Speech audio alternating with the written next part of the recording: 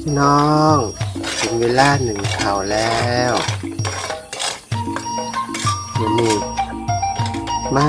สาวแหล่สิพามาเบิงวิธีหนึ่งข้าวเหนียวแบบของคนอีสานนะพี่น้อง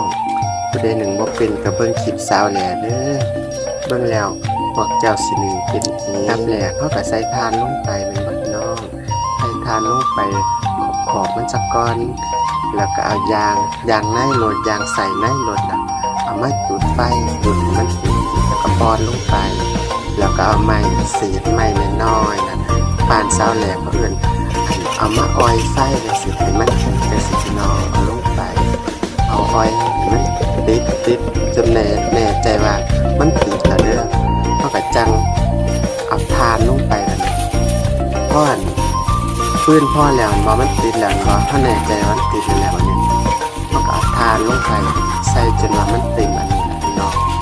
ได้มันพอดีว่าเพราะว่ามันติดกับหมูที่เขาจะใส่หม้อหนึ่งใส่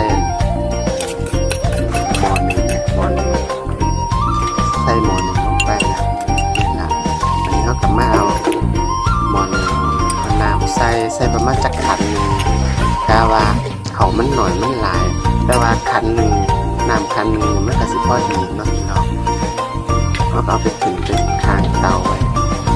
ข้างเตาเรียบร้อยแล้วเห็นปะเขาก็เอาหวดมาใส่น้ำสะก้อนแต่มาใส่น้ำมันสิใหม่นะพี่น้องเขาก็ต้องเอามาใส่น้ำสะก้อนพุ่มน้ำมันเปียกเนาะพุ่มดีๆพอขันมันบอดเปียกมันมาอย่างนี้มันสิใหม่ด้านนอกเขามาได้ยังสินะมาจุกเขาเย็นใส่เพราะว่ามันนี่เนี่ยเหมือนแรกน่ะอุ่นตะเขาเย็นมันหลายพี่น้องเขาเรียกว่าอุ่นเขาเนาะบ้านสาวเลยเรียกว่าอุ่นเขาลงเขาเด็ดออกให้มันเป็นก้อนน้อยนะ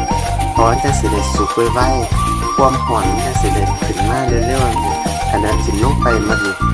นก่อนในหัวมันสิสุกซานะพี่น้องเขาเอาข้าวเหนียวเขาเอาใส่ตัวมันมืด